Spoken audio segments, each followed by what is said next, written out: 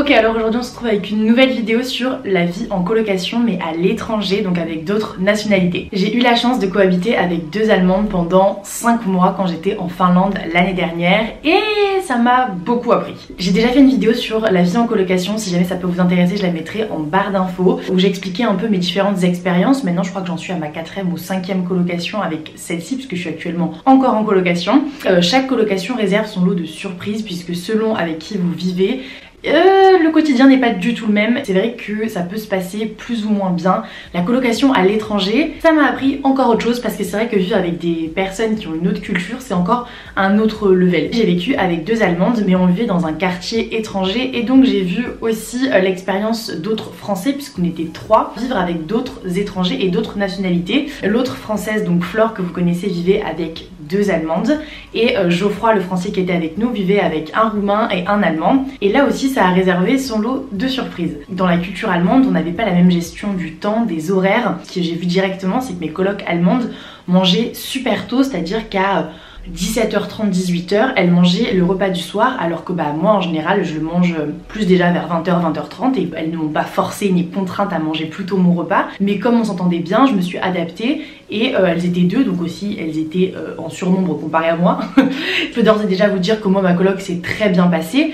mais il y a eu des fois des petites incompréhensions et c'est de ça dont on va parler. Je pense avoir un style de vie, un mode de vie qui se rapproche un peu de la culture allemande parce que d'ailleurs les Allemands ont fini par m'appeler la 6e allemande du groupe tellement le style de vie que j'avais et mon comportement ressemblait plus à un comportement allemand qu'à un comportement français. Un autre point que je voulais aborder avec vous, c'est que ça peut plus ou moins bien se passer et c'est une réalité, je vais pas vous mentir. Confronter deux cultures, peut y avoir un peu un choc et des fois on peut ne pas se comprendre. Par exemple, je sais que les Français on a tendance souvent à être en retard, pas très organisés et c'est vrai qu'au niveau du travail, on avait des travaux de groupe aussi à faire avec nos colocataires parce qu'on était dans la même fac. C'était un peu compliqué pour elles de comprendre qu'on était des fois à la bourre, en retard, même pour partir, des fois quand on devait partir quelque part. Je me souviens que Flore par exemple, il fallait qu'on prévoie une demi-heure d'avance pour ne pas avoir du retard. C'est-à-dire que Flore, on lui disait demain on part à 8h. C'était faux, on partait à 8h30.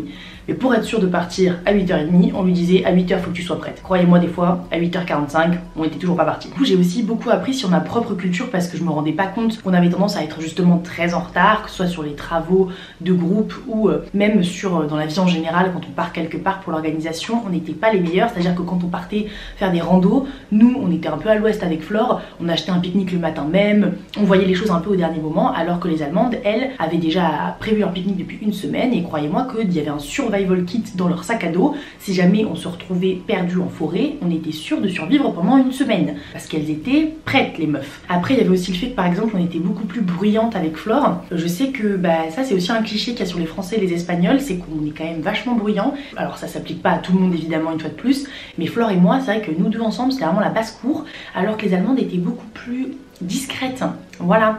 Nous, on nous entendait quoi quand on passait quelque part. Il y avait aussi le rapport à la propreté, le rapport à l'argent. Tout ça, ça pouvait être vite source de problèmes parce que vous partagez pas la même culture. Ce qu'il faut quand même avoir en tête, c'est que quand on parle pas la même langue, parce que c'est pas notre langue natale, même si on avait l'anglais en commun avec les Allemandes, la discussion était moins fluide. Et ça, on a été capable d'en parler entre nous. On s'est dit, vous aussi, vous avez remarqué que c'est quand même plus dur de s'exprimer parce que c'est pas notre langue maternelle. Ça a été étudié beaucoup en sociaux et tout. Moi, je sais qu'en comportement du consommateur international, je l'étudie aussi. En fait, les gens vont pas s'exprimer pareil dans leur langue maternelle que dans leur seconde langue. Du coup, quand il y a un petit peu des soucis et qu'il y a des tensions, c'est beaucoup plus dur de dire ok, viens, faut qu'on parle, il y a un problème, que dans ta langue maternelle où ce sera beaucoup plus fluide parce que en fait, quand vous faites l'effort de parler une autre langue, vous faites l'effort. Du coup, vous parlez pas pour rien dire. Et donc, quand vous commencez à dire quelque chose, c'est vraiment que ça a plus de poids. Et donc, la discussion peut devenir bien vite plus lourde. Il peut y avoir aussi le fait qu'on se comprenne moins dans une autre langue parce que même si on parle bien une autre langue, il faut choisir ses mots, bien ses termes et pas dire n'importe quoi. On peut mal se comprendre et les choses peuvent prendre plus d'ampleur, disons. Nous, on a été confrontés à pas mal de problèmes. Alors, j'ai eu des problèmes avec mes colocs, c'était pas des gros problèmes, mais on s'est déjà confrontés à des divergences d'opinion, disons. Et il a fallu qu'on en discute, mais aussi les autres entre eux.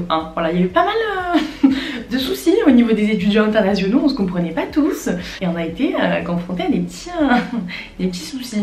Et donc le plus important c'était d'en parler, donc c'est ce qu'on a fait, mais des fois, je vais pas vous mentir, la barrière des cultures a été trop forte et il y a des gens qui se sont vraiment pas compris et avec qui c'est pas passé quoi. Il y a eu des gens, ils pouvaient plus se blairer quoi à la fin. Pour moi ce qui est hyper important quand vous partez à l'international, c'est évidemment d'être à l'écoute des autres, apprendre à vivre avec leur culture, et ça on le sait, mais c'est différent de le savoir et de le vivre au quotidien parce qu'on n'appréhende pas du tout la vie de la même manière, et ça a eu lieu à beaucoup de débats hyper intéressants du coup entre nous. Et ce qui est hyper intéressant quand vous vivez à l'international et quand vous avez partagé une colocation avec des étrangers, c'est d'apprendre, et c'est une belle ouverture d'esprit, et on apprend aussi énormément finalement sur soi et sur sa propre culture, parce que des choses qu'on prend pour acquis chez nous et qui nous choquent pas parce qu'on est entouré depuis 20 ans de gens qui nous ressemblent, bah là d'un coup ça remet un peu en question qui on est. Et moi du coup je me suis rendu compte qu'en fait je suis juste née dans le mauvais pays, je suis allemande en fait au fond. Et surtout l'atout majeur de cette expérience, c'est de se faire des potes et d'avoir des amis aux quatre coins du monde.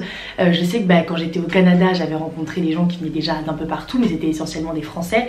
Mais alors là, maintenant de savoir que j'ai des calls avec des meufs qui sont en Allemagne que j'adore et que je vais sûrement revoir, mais ça c'est un truc de fou. Savoir voilà que je connais quelqu'un qui est en Russie, un mec de Roumanie, un Italien, un Tchèque, c'est des trucs de fou. Et ça c'est une super belle opportunité qu'il faut pas rater. Je sais pas si sur le long terme j'aurais fait une colocation avec des étrangers, mais en tous les cas sur le court terme c'était une super expérience que je regrette pas du tout d'avoir faite et qui m'a beaucoup appris. N'hésitez pas vous à raconter vos expériences, si jamais vous avez vécu avec des étrangers en commentaire, à nous dire un peu les histoires les plus folles qui ont pu vous arriver, si jamais ça s'est bien passé, mal passé, parce que je trouve ça hyper important qu'on partage sur nos retours d'expérience. N'hésite pas à partager la vidéo autour de toi si jamais tu penses qu'elle peut aider ton entourage.